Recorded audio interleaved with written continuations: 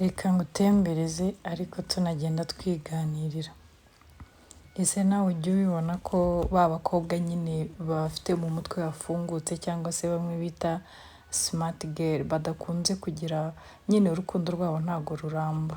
Waba uzi impamvu? Hari ukuntu ujya muri relationship n'umuntu ugasanga murakundana ariko ugasanga nyine urukundo rwawe ntago rumara igihe kandi mu by'ukuri nta kintu kidasanzwe wenda uba wakoze cyangwa se wenda ngo wahemutse, ariko ugasanga rimwe na rimwe abantu nyine baragenda bijyana. Ikintu cya mbere rero gitera ibi bintu ni ukuvuga ngo umusore uri insecure cyangwa se wumva nyine atuzuye, reka mbyite gutyo, ni ukuvuga ngo iyo abonye uri wa mukobwa ufite ubwenge atangira kumva ko ari less cyangwa se nyine abona kumurenze. Ni ukuvuga ngo umukobwa uri smart arabaza, ntabwo wamubwira ngo kora iki, ngo gira gutya atabanje kukubaza impamvu zacyo, cyangwa se ngo umubwire ngo turabigenza gutya nyine umuhereza amategeko. Ni ukuvuga ngo mbere yo kugira icyo akora abanza kumenya ni kubera iki, ni impamvu itumye ibyo bintu bikorwa, kugira ngo amenye neza agaciro ke mu buzima bwawe. Ni ukuvuga ngo rero abasore bari insecure ntabwo bajya bakunda nyine ibi bintu, yumva ko nyine ngo wigize uwa danje, akumva ko ngo uri umwiyemezi, nyine akumva ko mudahuje. Ariko it's okay, ni byiza niba wumva ko umuntu atakuyobora ngo gukoresha ikintu cyose ashaka utabigizemo uruhare, ni byiza cyane rwose. Kuba uri umukobwa ntabwo biguha uburenganzira bwo gutwarwa nk'aho udatekereza. Ibintu byose bigukorerwa ugomba kubigiramo uruhare. Imyanzuro yose ifatwa ugomba kwigiramo uruhare, kubera ko uri mukuru, uratekereza, ugomba kubaha yego, ariko kubaha ntabwo bijyana no kumva ko ibintu byose wabikoreshwa nyine utabajije why. Ntabwo ibyo bintu ari byo. Ikindi kintu cya kabiri, hari sosiyete cyangwa se aho abantu bagiye bakurira, usanga nyine baragiye babwirwa ko umusore cyangwa se umugabo niwe ugomba kuvuga, niwe ugomba gufata imyanzuro, niwe ugomba, noneho umukobwa we akaba ari wa muntu wo kwemera gusa. Ariko ndibaza ko ibyo bintu nyine ntabwo ari ukuri, kubera ko muruzuzanya, muri abantu babiri mwese muratekereza. Ni ukuvuga ngo kandi uko mutekereza ibintu bitandukanye mukabishyira hamwe mukabihuza, nibwo havamo ikintu kizima. Ariko iyo utangiye gutekereza ukwawe, ukaza ufata imyanzuro ukwawe, kubera ko ndi umugabo ndavuze, kubera ko ibyo bintu ntabwo bikunda. Iyo uhuye n'umukobwa uri smart rero ntabwo bivamo, kubera ko kwa kundi uba ushaka kumubwira ngo dukore ibi, nawe aba ashaka kugira ngo agire uruhare muri bya bindi nyine umubwira, muganire, muhuze, mukore ikintu mwumvikanyeho. Ni ukuvuga ngo kandi nujya kwitegereza uzasanga umugabo cyangwa se umugabo uca bugufi akumva umugore we cyangwa se bakaganira, barahuza cyane, kubera ko umugore nawe agira ibitekerezo bizima kandi baravuga ngo urugo ni umugore. Ni ukuvuga ngo rero iyo uhaye umugore agaciro ukamwumva, ntube wa wundi wo kuvuga ngo ninjye utegeka, ninjye uzana ibi, mugahuza mugashyira hamwe, mu by'ukuri urugo rurakomera. Abagore ni abanyembaraga, nubona n'umugabo wageze ku bintu bikomeye, jya umenya ngo byanga bikunda afite umugore inyuma wamusapotinze mu buryo bumwe cyangwa se ubundi. Ikindi kintu nanone uzasanga aba bakobwa bari smart bakundwa n'abagabo bari mature. Urumva wa mugabo nawe uzi neza agaciro k'umugore, cyangwa se wa mugabo uzi ko umugore iyo afashwe neza akitabwaho, bwaba mu buryo bw'amarangamutima cyangwa se mu buryo buri physical, byanga bikunda uyu mugore aba muzima kandi agirira umugabo we agaciro ndetse akamugeza no ku bintu bikomeye. Ni ukuvuga ngo rero umugabo uri mature we aba ashaka kugrowinga n'umugore we. Ni ukuvuga ngo aba ashaka nyine ngo bya bitekerezo umugore afite bya bitekerezo aho nyine amusheyaringa abagira ngo nawe babihurize hamwe n'ibye noneho bakuremo ikintu kizima gifatika.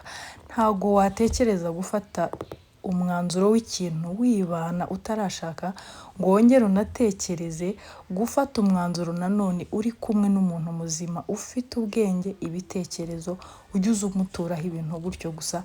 Burya niba ubikora gutyo urishuka, kandi mu by'ukuri ntabwo ibintu birangira neza, kubera ko muri abantu babiri mugomba kuzuzanya. Kuzuzanya rero ni ugusangira ibitekerezo, ni ugushyira hamwe mukareba ikintu kizima mushobora gukura muri bya bitekerezo byanyu. Ibyo bintu birubaka, birafasha, kandi buri wese akumva ko adasuzuguwe. Ni ukuvuga rero ngo umupatana usapotinga ibitekerezo by'umugore we byanga bikunda, hari goals zimwe bahitinga cyangwa se bageraho rwose. Ni ukuvuga ngo njyewe mfite igitekerezo, urugero nkavuga ati ariko ubu dukoze iki kintu tukagikora muri ubu buryo tukabigenza gutya, ubu ntidushobora kugira icyo tukibyazamo umusaruro. N'undi akaza ati ariko kugira ngo tubigenze gutya reka tubikore muri ubu buryo. Buri wese akazana igitekerezo cye ku bijyanye n'icyo muri kuganiraho. Iyo mwese muhuje mushyize hamwe, ibyo bintu bigenda neza. Ariko nushaka kwiharira ugashaka ko ibintu byose bikorwa mu buryo ushaka, ibyo bintu ntabwo bizakunda. Mugenzi wawe ashobora kukureka ukabikora uko ubishaka, ariko mu by'ukuri bitamushimishije, kandi nawe uzarebe umutima utishimye nta kintu kizima utanga. Ntacyo, ni ukuvuga ngo umuntu wese atanga icyo afite. Niba rero ukeneye ko urukundo rwawe ruramba cyangwa se umupatana wawe mukagumana, mujye mwiga kuganira, gucirana bugufi, kandi none mwige kuvuga ibintu bibarimo. Niba ubona umupatana wawe wakoze ikintu kibi, mubwire uti iki kintu wakoze si cyiza, ntabwo nabikunze. Hanyuma nawe niba koko yumva ko yakoze ikosa, arisabire imbabazi. Aho kugira ngo wicare urakare, yakoze ibi, kuki se atabibona ko yabikoze, kuki atabona ko yambabaje. Ntabwo ibyo bintu ari byo. Hari n'igihe abantu bakora amakosa, agakora ikosa ariko muri we akumva ko atari ikosa, no kuryemera bikaba ikibazo. Ni ukuvuga ngo igihe uticaye ngo muganire, umubwire utari ko ibintu wakoze ntabwo ari byo. Hari igihe rwose atamenya ko warakaye, atamenya ko wamubabaje, akaba ari aho nyine yisekera yumva ko nta kibazo. Icyiza rero ni uko nuvuga muzaganira, kuko nimba ari ikosa agusaba imbabazi, kubera ko niba ukunda umuntu, ikintu cya mbere uzaharanira ni uko murinda kubabara. Ni ukuvuga ngo rero niba akubwiye ko yababaye, akubwira ko wamubabaje, uzamusaba imbabazi kandi ibintu bizahita birangira. Ariko nanone niwigira ntibindeba, ukavuga uti biramureba, ni akazi ke, nashaka arakare, azarakara, ariko nawe bizakugiraho ingaruka. Ikindi kintu rero nanone gituma abadamu cyangwa se abakobwa bari simati urukundo rwabo rudakunze kuramba, uzasanga abagabo benshi bitiranya kugira ubwenge no kwiyemera. Iki ni ikintu abantu benshi bakunze kwitiranya. Kuba wabaza umuntu icyo ushaka, kuba wabaza umuntu icyo akwifuzaho mu buzima, cyangwa se kuba wagira icyo wanga, ntabwo ari ukwiyemera. Ni uburenganzira bwawe nk'umukobwa bwo kwanga ikintu wumva udashaka, kandi ni n'uburenganzira bwawe kwemera ikintu wumva ushaka. Ntabwo rero ibi biza ngo ubihuze no kwiyemera, ntabwo bikunda, kubera ko niyo wanabihuza uba wibeshye.